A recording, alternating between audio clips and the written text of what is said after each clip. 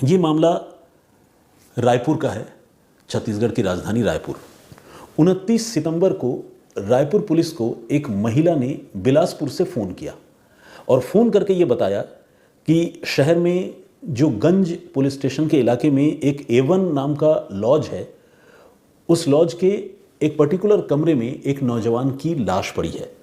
आप प्लीज़ वहाँ जाइए और उस लाश को देखिए।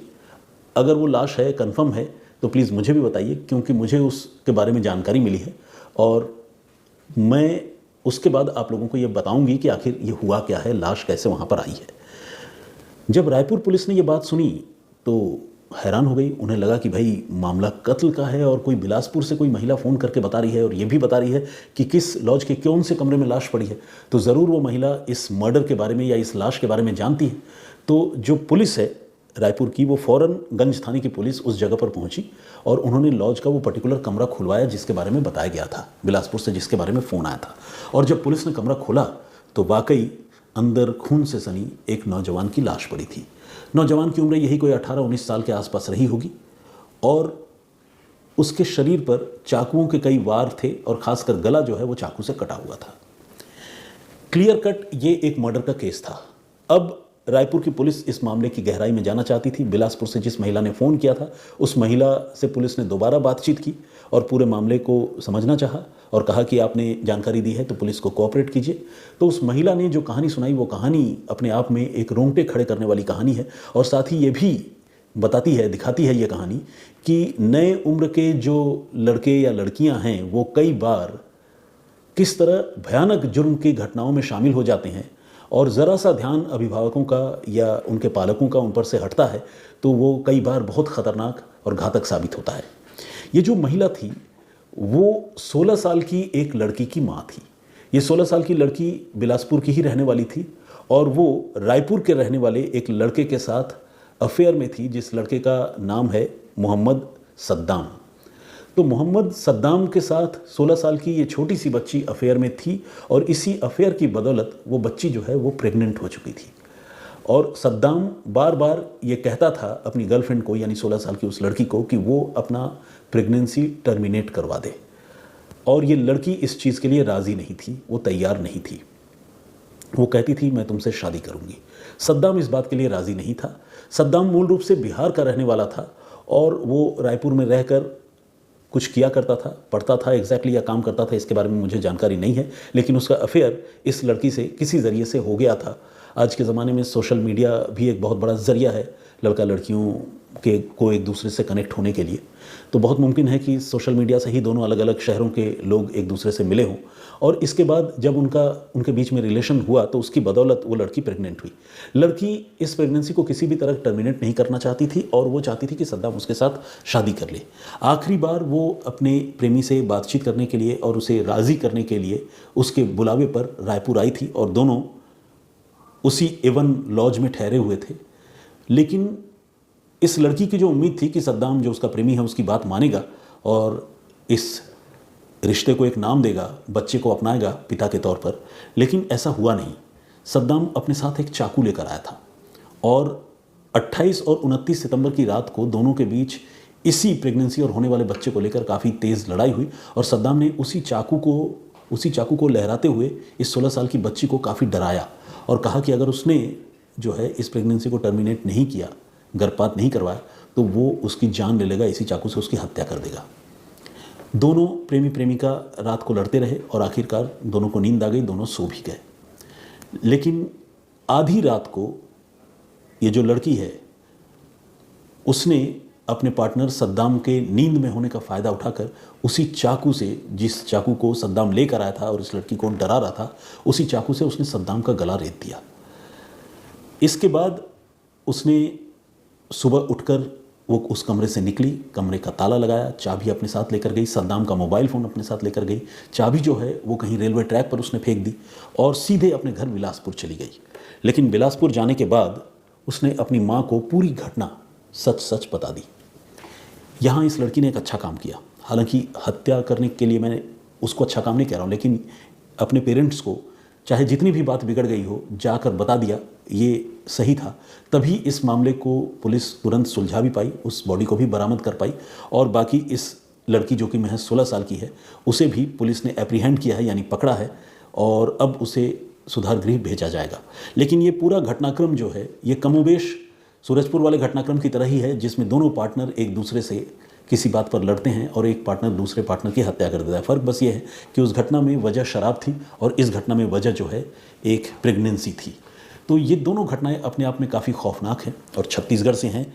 16 साल की उम्र काफ़ी कम होती है और इसी एज में अगर कोई लड़की इतनी ख़तरनाक वारदात को अंजाम दे और वो भी प्रेग्नेंट होने के बाद अंजाम दे, तो आप समझ सकते हैं कि नौजवान लड़के लड़कियाँ जो है कई बार अलग अलग तरीके के इन्फ्लुएंस से किस तरह उनके कदम बहकते हैं कि वो न सिर्फ अपनी ज़िंदगी के साथ खिलवाड़ करते हैं बल्कि किसी की जान भी ले लेते हैं।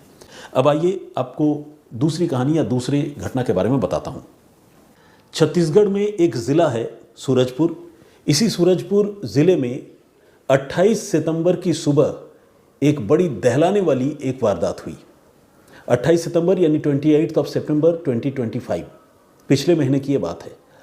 हुआ यूँ कि कोतवाली थाना इलाके में एक गांव है लाछा और इस लाछा गांव का रहने वाला एक शख्स सुबह सवेरे अचानक काफ़ी ज़ोर ज़ोर से रोने चिल्लाने लगा।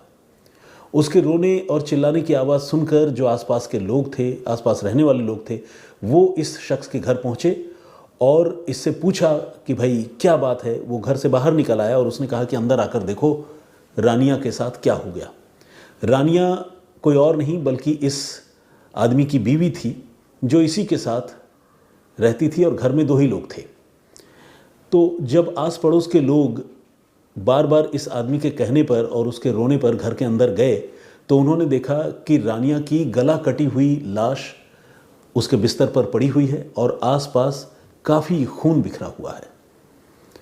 इस खून को देखने से और लाश की हालत को देखने से यह साफ था कि कत्ल की यह घटना अभी अभी सुबह सवेरे नहीं हुई है बल्कि इस घटना को हुए भी कई घंटों का वक्त गुजर चुका है। अब सवाल है कि रानिया की हत्या किसने की? क्या खुद उसके पति ने, जो कि बहुत रो रहा था, चिल्ला रहा था, या फिर बाहर से कोई आया था जिसने रानिया की हत्या कर दी और उसके पति को बिल्कुल अनटच्ड छोड़ दिया, उस पर कोई वार नहीं किया, कोई हमला नहीं किया? ये सवाल अपने आप में एक बड़ी पहेली थी। तो अब जब लाश वहाँ मिली और मामला कत्ल का है ये क्लियर हो गया तो लोगों ने पुलिस को सूचना दी और कोतवाली थाने की पुलिस सुबह सवेरे 28 सितंबर के लाछा गांव पहुंची। लाछा गांव पहुंचकर उन्होंने सीन ऑफ क्राइम का मुआयना किया और बॉडी को रिकवर कर लिया और इसी के साथ रानिया के पति, जिसका कि निकनेम चेतन था, चेतू, उससे पुलिस ने पूछताछ शुरू की। अब पुलिस ने जब चेतू से पूछताछ की तो चेतू ने जो कहानी सुनाई वो अपने आप में काफ़ी हैरान करने वाली थी। उसने कहा कि मुझे तो पता ही नहीं कि मेरी पत्नी की हत्या कैसे हुई, किसने की, मुझे कुछ भी याद नहीं। पुलिस ने कहा नहीं, अगर याद नहीं तो ये बताओ कि हत्या रात को हुई, सुबह हुई, तुमने कब ये बॉडी देखी और कैसे तुमको पता चला? तो इस शख्स ने ये बताया कि देखिए घर का दरवाज़ा तो बंद था और सुबह जब मैं उठा तो मैंने देखा कि ये मरी हुई है और इसका गला कटा हुआ है। इसके बाद मैं घबरा गया, फिर मैंने दरवाज़ा खोला और गांव के आसपास के लोगों को बुलाया। चेतू के इस स्टेटमेंट से, इस बयान से एक बात तो साफ थी कि हत्यारा जो भी है वो घर के अंदर है।